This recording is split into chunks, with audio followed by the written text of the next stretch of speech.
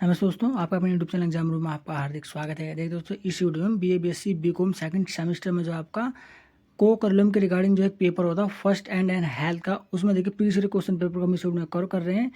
ये मेरा पार्ट 2 है। पार्ट 1 में मैंने 50 क्वेश्चनों को अच्छे से कवर किया है। अब हम 51 से लेकर 100 तक देखिए पार्ट सेकंड में कवर करेंगे। तो पहले क्वेश्चन देखिए काफ़ी इंपॉर्टेंट है। इसमें पूछा गया था कि आग लगने की स्थिति में क्या नहीं करना चाहिए। देखिए पूछा गया कि क्या नहीं करना चाहिए, तो ऑप्शन नंबर ए इसका सही जवाब हो जाएगा, सभी लाइटों को स्विच ऑन करें। जबकि देखिए जब कहीं पर भी किसी भी स्थिति में देखिए आग लगती है तो जितनी भी लाइटें होती है उन सभी को बंद कर देना चाहिए। तो यहाँ पर 51वें का ए जो है।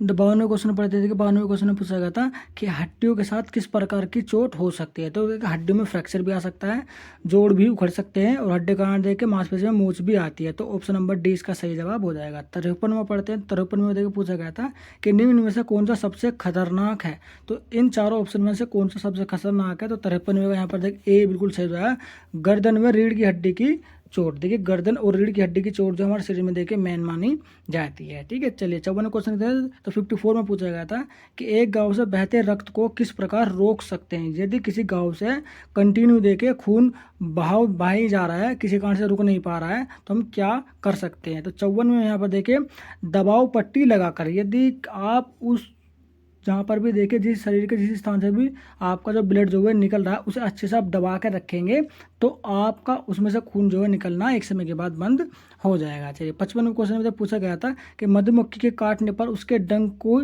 किसकी सहायता से निकालना चाहिए। जब बहुत सी बार क्या था, मधुमक्खी जब आपके शरीर में काटती है तो अपना डंक जो है ना वो आपके शरीर में ही छोड़ देती है। तो इस स्थिति में देखिए डंक को किस चीज़ से यहाँ पर निकालना चाहिए, इसमें ये पूछा गया। तो 55वें का देखिए निकल जाएगा विकृत सुई के द्वारा, यानी ऑप्शन नंबर बी इसका सही जवाब हो जाएगा। 56 में पूछा गया था कि खिंचाव है, तो हमें बताने के खिंचाव क्या है, तो इसका बी आंसर बिल्कुल सही हो जाएगा, मांसपेशियों का अत्यधिक खींचना देखिए खिंचाव कहलाता है। चलिए 57वें क्वेश्चन में देखिए 57वें में देखिए पूछा गया था कि सड़क पर हमें कहाँ चलना चाहिए। देखिए बहुत ही अच्छा क्वेश्चन है, सड़क पर हमें कहाँ चलना चाहिए, तो ऑप्शन नंबर डी इसका सही जवाब हो जाएगा, फुटपाथ पर। यदि हम देखिए पैदल चल रहे हैं तो हमें फुटपाथ पर ही चलना चाहिए। 58वें में देखिए पूछा गया कि बहुत छोटे घाव के लिए प्राथमिक चिकित्सा है। यदि छोटा सा घाव आपके शरीर में लग जाता है तो उसका सबसे बेस्ट प्राथमिक शिक्षा इन चारों में से क्या हो सकता है, ये हमें बताना है। तो 58वें का बी बिल्कुल सही होगा, सामान्य पानी में साबुन से धोना, ताकि उसमें जो जम्स किसी भी कारण गए हैं उस घाव में वो सभी बाहर आ जाएं। चलिए 59 में देखिए पूछा गया था कि बिजली द्वारा जलने की स्थिति में, यदि बिजली के द्वारा व्यक्ति का शरीर जल जाता है तो उस स्थिति में प्राथमिक उपचार के तौर पर आपको क्या करना है। तो 59 में यहाँ पर देखिए बी ऑप्शन बिल्कुल सही हो जाएगा, जल स्थान को ठंडा करे। जल बिजली से जल जाता है। तो 60वें में देखिए 60वें में पूछा गया था कि आपातकालीन स्थिति में आप क्या करेंगे। यदि किसी कारण आपातकाल लग जाता है तो उस स्थिति में आप क्या करेंगे यदि किसी व्यक्ति को चोट लग जाती है। तो 60वें में बी आंसर बिल्कुल सही होगा, रोगी की जांच कर डॉक्टर को बुलाएंगे। बी ऑप्शन इसका बेस्ट ऑप्शन होगा। 61वें में देखिए पूछा गया था कि कौन ताप थकान के प्रति अति संवेदनशील है। देखिए क्वेश्चन पता है कि ताप थकान के बारे में इसमें पूछा गया था। तो 61 का ए आंसर बिल्कुल सही हो जाएगा, बुजुर्ग व्यक्ति जो देखिए बहुत ही जल्दी थक जाते हैं ताप के कारण। 62 में देखिए एक बेहोश व्यक्ति, तो एक बेहोश व्यक्ति की स्थिति में आपको क्या करना है, तो बी ऑप्शन बिल्कुल सही हो जाएगा, निर्दोषों के प्रति बेसुध हो जाता है। तो जो भी आप यदि कोई बेहोश व्यक्ति है आप उसे कुछ बताते हैं ना तो बेसुध हो जाता है, आपकी बिल्कुल भी सुनता नहीं है, क्योंकि वो खुद होश में नहीं होता है। 63 में देखिए आपका पूछा गया था कि बेहोशी का कारण है। तो बेहोशी का इनमें क्या कारण है, देखिए सिर पर अगर चोट लगी तो भी देखिए व्यक्ति बेहोश हो सकता है, किसी को अचानक से कोई अटैक या सदमा आ जाता है उस कंडीशन में व्यक्ति बेहोश हो सकता है, रक्त में यदि कोई जहरीला पदार्थ मिला दे तो उस कंडीशन में तो 100% बेहोश होगा। तो यहाँ पर देखिए आपका जो ऑप्शन डी इसका सही जवाब हो जाएगा। 64 में देखिए अतिसार का कारण है। तो अतिसार का क्या कारण है वो हमें बताना है। तो दूषित जल भी अतिसार का कारण है, असुरक्षित भोजन भी अतिसार का कारण है, और बासी भोजन अब ये आप खाते हैं तो वो भी अतिसार का एक कारण होता है। तो ऑप्शन नंबर डी इसका सही जवाब हो जाएगा। 65 में पूछा गया था कि टिक बाइट की स्थिति में क्या होता है, यह हमें बताना है। तो 65 का ए ऑप्शन बिल्कुल सही हो जाएगा, यदि आप टिक बाइट लेते हैं तो टिक को चिमटी से हटाएं। यदि कोई आपको काट लेता है, टिक अगर यदि आपको काट लेते हैं तो उस स्थिति में टिक को जो है ना उस जीव को आपको चिमटी से हटाना चाहिए। तो 66 का आप बढ़ते हैं तो यहाँ पर एक 66 में पूछा गया था कि 1 वर्षीय बालक 3 दिनों से बुखार में है और घर घराती खांसी और नासा शरीर में पीड़ित है, यह स्थिति हो सकती है। यानी आजकल देखिए क्या होता है, इसमें इस तरह के क्वेश्चन भी आप देखे पूछे, प्रैक्टिकल क्वेश्चन पूछे जाते हैं, तो इस कंडीशन में उसके क्या लक्षण हो सकते हैं ये हमें बताना है। तो 66 का यहाँ पर सी आंसर हो जाएगा। इलेक्ट्रोलाइट से वो देखे जो बच्चा है 1 वर्षीय वो पीड़ित है। मिर्गी है एक, तो मिर्गी क्या है ये मैं बता रहा हूँ। 67 का बी ए बिल्कुल सही हो जाएगा। गैर संक्रमण रोग जो है मिर्गी होता है। तो 68 की तरफ चलते हैं। 68 में पूछा गया था कि अस्थमा अधिकतर इसको स्थायी हानि पहुंचा सकता है। तो किसको देखिए एक स्थायी परमानेंट हानि पहुंचा सकता है यदि किसी व्यक्ति को अस्थमा है। तो ऑप्शन नंबर सी बिल्कुल सही हो जाएगा, फेफड़ों को। चलिए 69 देखते हैं कि पाचन ग्रंथियां हैं। तो पाचन ग्रंथियां क्या होती है, तो वे लार ग्रंथि भी होती है, यकृत भी होता है और अग्नाशय भी होता है। तो ऑप्शन नंबर डी इसका सही जवाब हो जाएगा। 70वें की तरफ चलते हैं। जिसमें पूछा गया था यदि आंख में कोई बाहरी कण है तो आप क्या करेंगे। तो आपने क्या करना है, तो 70वें का देखिए यहाँ पर आपका बी इसका सही जवाब हो जाएगा, आंख को साधारण पानी से धोएं। देखिए प्राथमिक चिकित्सा के रूप पर ये देखिए पेपर आपका बेस्ड है। और यदि किसी व्यक्ति को कोई चोट या कोई घाव लग जाता है तो उस कंडीशन में सबसे पहले आप क्या करेंगे, उसी के ऊपर यहाँ पर देखिए पूरा का पूरा जो पेपर है आपका वो बेस्ड है।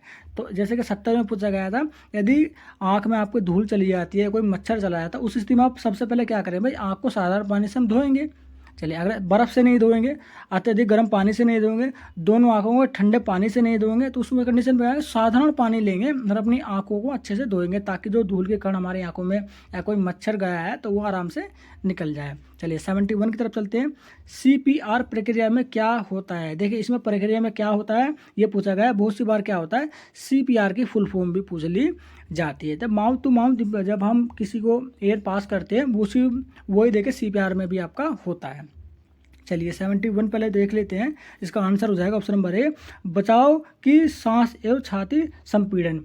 अब होता क्या है, यदि अचानक से कोई व्यक्ति मूर्छित हो जाता है तो उस कंडीशन में आप अपने मुंह से उसके मुंह में हवा भरेंगे, उसके बाद उसकी छाती को दबाएंगे। तो ऐसी स्थिति में क्या होता है, व्यक्ति की जो हार्ट पल्स है वो दोबारा से एक्टिवेट हो जाती है। या फिर हम उसे डॉक्टरों को आपने मूवी में देखा होगा इलेक्ट्रिक झटके भी देखे दिए जाते हैं। चलिए आगे बढ़ते हैं। देखिए 72 में इसमें पूछा गया था कि आंख में चोट की स्थिति में आपको नहीं करना चाहिए। यदि किसी व्यक्ति की आंख में चोट लग जाती है तो उस कंडीशन में आपको क्या नहीं करना चाहिए, ये हमसे पूछा गया है।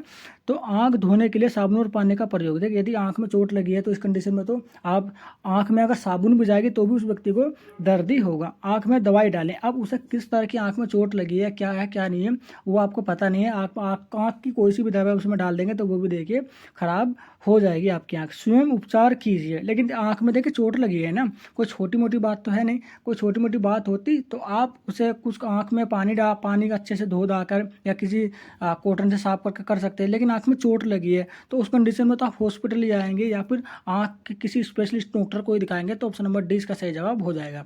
आपको A B C में से कुछ नहीं करना है, आपको सीधा डॉक्टर जाना है तो हॉस्पिटल में जाकर अपने आंख को दिखाना है। तो ऑप्शन नंबर डी इसका सही जवाब हो जाएगा। 73 में दे रहे कंपाउंड फ्रैक्चर होता है। तो कंपाउंड फ्रैक्चर क्या होता है इसके बारे में बताना। 73 का ए बिल्कुल सही हो जाएगा।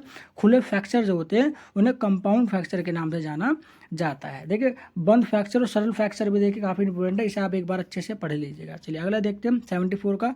तो फ्रैक्चर को आप कैसे पहचानेंगे। यदि व्यक्ति की टांग की जो हड्डी, टांग की हड्डी, शरीर की कोई की भाग की हड्डी टूट जाती है तो उसके क्या लक्षण होते हैं, क्या आपको पता चले कि इसके जो है फ्रैक्चर है। तो यहाँ पर यही क्वेश्चन पूछा गया, प्रैक्टिकली क्वेश्चन है 74 का। यहाँ पर देखिए डी ऑप्शन बिल्कुल सही हो जाएगा। देखिए यदि व्यक्ति के किसी भी भाग में अत्यधिक दर्द हो रहा है तो ये आपका फ्रैक्चर के लक्षण हो सकते हैं। व्यक्ति के कोई सा शरीर का कोई सा भाग देके चोट लगने की वजह से सूज रहा है तो ये भी देखिए फ्रैक्चर का ही एक लक्षण है। और विकृति हो रही है, उसे अचानक दर्द हो रहा है और लेकिन उसकी जो टांग जो है वो सूजी नहीं है, दर्द बिल्कुल बहुत ही ज़्यादा हो रहा है उसके, तो उस कंडीशन में भी देखिए आपको फ्रैक्चर के कारण हो सकते हैं। तो ऑप्शन नंबर डी इसका सही जवाब हो जाएगा। 75 में पूछा गया था कि ड्रेसिंग का लाभ है। यदि व्यक्ति के किसी व्यक्ति को कोई चोट वोट लग जाती है तो उस कंडीशन में आप हर 2 घंटे बाद या फिर 3 घंटे बाद या फिर 4 घंटे बाद उसकी पट्टी को चेंज करते रहते हैं। तो उसके क्या लाभ होते हैं ये हमसे पूछा गया है। तो संक्रमण का रोकना, देखिए अब यदि संक्रमण हो गए उसमें तो उसमें भी रोका जा सकता है।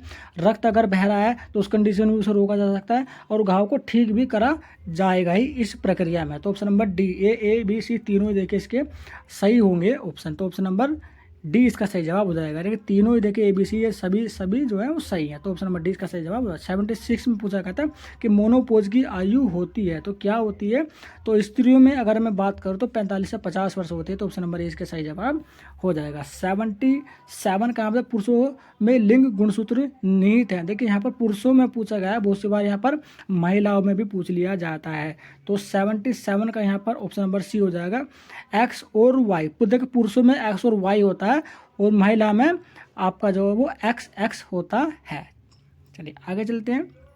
78 में अगर हम बात करते हैं, पूछा गया था महिलाओं में प्रजनन आयु इस पर प्रारंभ होती है, तो किस पर प्रारंभ होते हैं वो हमें बताना। 78 का यहाँ पर सी आंसर हो जाएगा, मासिक धर्म शुरू होना, इधर नहीं कहता पीरियड्स वगैरह आते हैं उस समय की ये बात की जा रही है। 79 में यहाँ पर देखिए पूछा गया था कि एंड्रिनल ग्रंथि द्वारा स्रावित हार्मोन्स है, तो कौन सा हार्मोन्स है, तो यहाँ पर 79 का यहाँ पर एंड्रिनली यानी कि बी ऑप्शन इसका सही जवाब हो जाएगा। आपका 80 में पूछा गया था टांग में संप्रदन की स्थिति में क्या होता है, तो यहाँ पर 80 का ऑप्शन ए बिल्कुल सही होगा। टांग को स्थिर रखना चाहिए, टांग को बिल्कुल सीधी रखना चाहिए, उसकी ज़्यादा हलचल नहीं करना चाहिए। यदि टांग में किसी तरह की कोई भी चोट लग जाती है फिर फ्रैक्चर वगैरह हो जाता है। तो चलिए आगे चलते हैं। 71 का देखिए कॉमन सा क्वेश्चन पूछा गया था कि शरीर का सामान्य तापमान होता है तो कितना होता है, हमें देखिए सभी को पता है, इसका जो ऑप्शन हो जाएगा 81 का वो बी यहाँ पर आपका हो जाएगा। यहाँ पर 37 आपका सेल्सियस हो जाएगा। यदि आपका फ़ारेनहाइट में पूछा गया था तो 98.6 फ़ारेनहाइट होता है। यहाँ पर देखिए सेल्सियस में पूछा गया तो इस कंडीशन इसका आंसर जो है बी सही हो जाएगा। नेक्स्ट देखते हैं 82, तो 82 में पूछा गया था पुरुष हार्मोन्स कहलाता है, तो पुरुष हार्मोन्स क्या कहलाता है, तो ऑप्शन नंबर डी इसका सही जवाब हो जाएगा। 83 में यहाँ पर देखिए पूछा गया था कि एंडोडाइन ग्रंथियां पदार्थ स्रावित करती है जो कहलाता है, क्या कहलाता है, तो ऑप्शन नंबर सी हार्मोन्स कहलाता है। 84 में पूछा गया था फर्स्ट एड किट के आवश्यक सामान है, यदि आपके पास फर्स्ट एड किट है तो उसमें सबसे महत्वपूर्ण सामान आपके उस किट में क्या होना बहुत ही जरूरी है, तो 84 में डी इसका शब्द हो जाएगा। देखिए विभिन्न प्रकार की पट्टियां भी आपके पास होनी चाहिए, एंटीसेप्टिक क्रीम भी आपके पास होनी चाहिए, और प्राथमिक चिकित्सा के जो उपकरण होते हैं तो छोटे छोटे जैसे आपका सीजर हो गया, कैंची हो गया, रुई हो गया, आपका लोशन वगैरह हो गए, तो ये सभी देखिए आपको होने चाहिए, तो ऑप्शन नंबर डी इसका सही जवाब हो जाएगा। 85 में पूछा गया था कि मानसिक रोग स्वास्थ्य चिकित्सा के बिंदु हैं, मानसिक रोग जो स्वास्थ्य के बिंदु में, तो क्या है 85 पर डी ऑप्शन यहाँ पर हो जाएगा। शांति से व्यवहार करें, यदि कोई मानसिक रोगी है तो उसके साथ क्या करना चाहिए, उसके साथ शांति से व्यवहार करना चाहिए, रोगी की बातें उसकी सुननी चाहिए, रोगी को अकेला कभी नहीं छोड़ना चाहिए यदि कोई व्यक्ति मानसिक रूप से पीड़ित है, तो यहाँ पर डी ऑप्शन इसका सही जवाब हो जाएगा। चलिए 86 में पूछा गया था कि एक मानसिक अस्वस्थ व्यक्ति है, तो अस्वस्थ व्यक्ति के बारे में हमें बताएं, तो 86 का जो सही आंसर हो जाएगा ऑप्शन नंबर ए कुसुमोई चित्त। चलिए 87 में पूछा गया जो गर्भपात का प्रकार है, तो क्या है ये प्रकार, तो 87 में डी ऑप्शन हो जाएगा। देखिए अधूरा गर्भपात भी होता है, पूर्ण गर्भपात भी हो और सेप्टिक गर्भपात भी, ये क्या होते हैं, प्रकार होते हैं गर्भपात के, ठीक है। इनके बारे में एक बार आप अच्छे से बुक से पढ़ लीजिएगा। चलिए 88 में देखिए लैंगिक लक्षणों का विकास निर्भर करता है, तो किस पर निर्भर करता है, ये तो देखिए आप सभी को ही पता होगा, वो हार्मोन्स के ऊपर निर्भर करता है। 89 में पूछा गया था कि महिलाओं में प्रजनन क्षमता से संबंधित विटामिन है, देखिए प्रजनन क्षमता से संबंधित इनमें से कौन सा विटामिन होता है महिलाओं के अंदर, तो 89 का डी यहाँ पर देखिए सही आंसर हो जाएगा विटामिन डी। और विटामिन डी का जो सबसे अच्छा स्रोत माना जाता है वो माना जाता है सूर्य की किरणें। विटामिन ए का सबसे अच्छा स्रोत क्या माना जाता है, तो वो गाजर माना जाता है। विटामिन सी का जो सबसे अच्छा स्रोत माना जाता है वो आपका आंवला माना जाता है। चलिए आगे चलते हैं। 90 इसमें पूछा गया था कि प्राकृतिक गर्भ निरोध है, तो प्राकृतिक गर्भ निरोध ये हमें बताएं, तो 90 का यहाँ पर देखा जाएगा अस्थायी साधन। तो फ्रेंड देखा, यदि अभी तक आपने हमारे यूट्यूब चैनल एग्जाम को सब्सक्राइब नहीं किया तो सब्सक्राइब जरूर कर लीजिएगा, क्योंकि आपके देखे कोई से भी सेमेस्टर के कोक रिलिम क्रोल से रिलेटेड कोई सा भी पेपर उन सभी की तैयारी हम अपने यूट्यूब चैनल के माध्यम से आपको कराने वाले हैं, वो भी फ्री ऑफ कॉस्ट। पूरे सिलेबस को देके पॉइंट बाय पॉइंट हम कवर करेंगे और जो भी क्वेश्चन हम आपको पढ़ाएंगे वो मॉडल पेपर से नहीं लेंगे, वो डायरेक्ट जो भी क्वेश्चन हम आपको तैयारी कराएंगे अभी फ्यूचर में वो सभी आपके क्वेश्चन आपके किताब से लिए जाएंगे। क्योंकि कॉलेज यूनिवर्सिटी जब आपका पेपर बनाते हैं तो वो मॉडल पेपर से आपका पेपर नहीं बनाते, वो डायरेक्ट आपकी किताब से पेपर बनाते हैं। इसलिए हमारा देखिए प्रीवियस ईयर क्वेश्चन पेपर का पार्ट 2 है। इससे पहले मैंने पार्ट 1 में 50 क्वेश्चन को कवर किया है। यदि आपने वो वीडियो नहीं देखा तो उसे आप जरूर देखिएगा, उसमें भी देखिए काफ़ी मोस्ट इंपॉर्टेंट क्वेश्चन को मैंने कवर किया है। अब यहाँ पर देखिए 91 में चलते हैं। 91 में पूछा गया था कि बौद्धिक विषाक्तता के लक्षण है, तो 91 का यहाँ पर डी ऑप्शन हो जाएगा। वमन, पेट में दर्द और अतिसार, ये तीनों देखिए लक्षण होते हैं, तो ऑप्शन नंबर डी इसका सही जवाब हो जाएगा। 92 में पूछा गया था कृषि इंजरी की स्थिति में आपको क्या करना चाहिए, या फिर क्या स्थिति वैसी होती है, तो 92 में यहाँ पर देखो ऑप्शन नंबर सी रोगी के सिर को नीचा रखें। या भी किसी का कृषि कोई ज़्यादा इंजरी कृषि इंजरी हो जाती है तो उस स्थिति में क्या करना चाहिए, रोगी के सर को नीचे रखना चाहिए, यानी ऊपर की तरफ नहीं उठाना चाहिए, कहने का मतलब ये है। 93 में और पूछा गया था कि आघात के प्रकार है, तो आघात के देखिए ये ABC तीनों देखिए आघात की श्रेणी में आते हैं, तो ऑप्शन नंबर डी इसका सही जवाब हो जाएगा। 94 में देखिए पूछा गया था धुएं के कारण दम घुटने की स्थिति में आपको क्या करना चाहिए या फिर क्या नहीं करना चाहिए। 94 का सी बिल्कुल सही जवाब हो जाएगा, स्वच्छ हवा आने दे। यदि किसी व्यक्ति का धुएं के कारण दम उठ रहा है तो उसे आप उस धुएं से निकालिए और स्वच्छ हवा में लेकर कर जाइए और उसकी जो आसपास की भीड़ है ना उसे वहाँ से हटा दिए ताकि वो स्वच्छ हवा में खुलकर सांस ले सके। चलिए 95 में पूछा गया था फर्स्ट डिग्री बर्न प्रभावित करता है, तो किसको प्रभावित करता है, तो 95 का बी बिल्कुल सही जवाब हो जाएगा, डर्मिस एवं एपिडर्मिस। चलिए आगे चलते हैं। देखिए 96 में पूछा गया था कि SCW यानी कि सकिंग चेस्ट वुड के लिए प्राथमिक चिकित्सा है। कभी कभी क्या होता है एग्जाम में ना देखिए SCW की फुल फॉर्म पूछ ली जाती है, या फिर SCW तो देंगे लेकिन S की फुल फॉर्म देंगे, C की फुल फॉर्म देंगे और W की देखिए आपसे पूछ लेंगे, तो इस तरह के क्वेश्चन भी आपसे पूछे जाते हैं। 96 का सही आंसर रहेगा ऑप्शन नंबर बी, जख्म जो होता है को ऐसी ड्रेसिंग से ढके जो हवा को निकलने ना दे। पट्टी को नहीं कि कई बार आप राउंड ले लिए ताकि उसमें जो ऑक्सीजन जो है उस घाव तक पहुंच ना पाए। 97 ऑक्सीजन या फिर हवा। 97 में देखिए पूछा गया था कि आपका रसायन के छिड़काव से जलने पर, यदि किसी रसायन के छिड़काव से व्यक्ति का शरीर उसकी चमड़ी जल जाती है तो उस कंडीशन में आपको क्या करना चाहिए, तो ऑप्शन नंबर ए बिल्कुल सही जाएगा, पीड़ित को अस्पताल ले जाने से पहले जले को ढेर सारे पानी से फ्लश करें, यानी कि उसे धो दें। यदि किसी रसायन से देखिए व्यक्ति का संग जो शरीर जो है जल जाता है तो सबसे पहले सब ताज़े पानी से जितना जल्दी से जल्दी उसे हो सके उसे धो दे, यानी कि जैसे तेजाब से जलता है तो उस कंडीशन में आपको दूध या फिर पानी से उसे धो देना चाहिए। चलिए 98 में पूछा गया था यह हार्ट अटैक का लक्षण नहीं है, तो इन चारों में से कौन सा हार्ट अटैक का लक्षण नहीं है। देखिए बहुत सी बार क्वेश्चन में ये भी पूछ लिया जाता है कि कौन सा अटैक का लक्षण है, लेकिन इस वाले क्वेश्चन में क्या नहीं है पूछा गया है, तो ऑप्शन नंबर 98 का यहाँ पर सी ऑप्शन में रह जाएगा। लाल गर्म अथवा सूखी त्वचा जो है वो अटैक का लक्षण नहीं होता है। बाकी चेहरे पर पीलापन आना हार्ट अटैक का लक्षण है। अत्यधिक व्यक्ति को जरूरत से ज़्यादा देखिए परेशानी आ रहा है तो हो सकता है हार्ट अटैक हो उसे। छाती में अचानक से दर्द उठने लगे तो वो भी देखिए हार्ट अटैक का लक्षण होता है। तो 99 में देखिए पूछा गया था कि लू लगने से होता है, यदि व्यक्ति को लू लग जाती है तो उस कंडीशन में उसे क्या होता है, तो देख अत्यधिक शारीरिक ताप, उसका जो बॉडी का जो टेम्परेचर वो ज़्यादा से ज़्यादा बढ़ जाता है यदि लू लगती है। गर्म सूखी अथवा लाल त्वचा उसकी हो जाती है, क्योंकि गर्मी के कारण उसकी त्वचा जो है वो जलने लगती है तो लाल हो जाती है, सूख जाती है, बिल्कुल पानी उसके अंदर का खत्म हो जाता है। और हल्की सांस हल्की हल्की देखिए सांस बिल्कुल जो नॉर्मल सांस है ना बिल्कुल नीचे की तरफ ऑक्सीजन लेवल उसका चला जाता है। तो यहाँ पर देखिए ऑप्शन नंबर डी इसका सही जवाब हो जाएगा। तो इस वीडियो का देखिए और इस क्वेश्चन पेपर का लास्ट क्वेश्चन हम पढ़ने वाले हैं क्वेश्चन नंबर 100। यदि अभी तक भी देखे आपने वीडियो को लाइक नहीं किया तो वीडियो को लाइक करके हमारे यूट्यूब चैनल एग्जाम को सब्सक्राइब था, इस वीडियो को शेयर से जरूर कर दीजिएगा।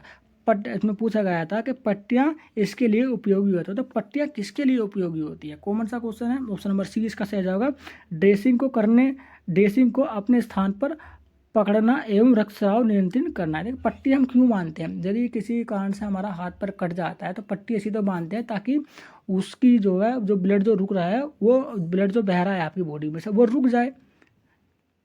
ये कारण होता है। दूसरा, हर 2-2 3-3 घंटे बाद देखिए पट्टी को अगर आप बदलेंगे तो संक्रमण की जो रोग प्रॉब्लम होती है उसे कम से कम वो आपके शरीर में देखिए आपका फैल पाएगा और आपकी चोट भी वो जल्दी ठीक हो जाएगी। तो पूरा का पूरा पेपर जो है ना, बेसिकली कहने का मतलब ये फर्स्ट एड से रिलेटेड है। यदि आपको कोई शरीर में या फिर चोट लग जाती है तो उस कंडीशन में सबसे पहले आप क्या करेंगे, ये पूरा पेपर जो है ना उसी के ऊपर बेस्ड है।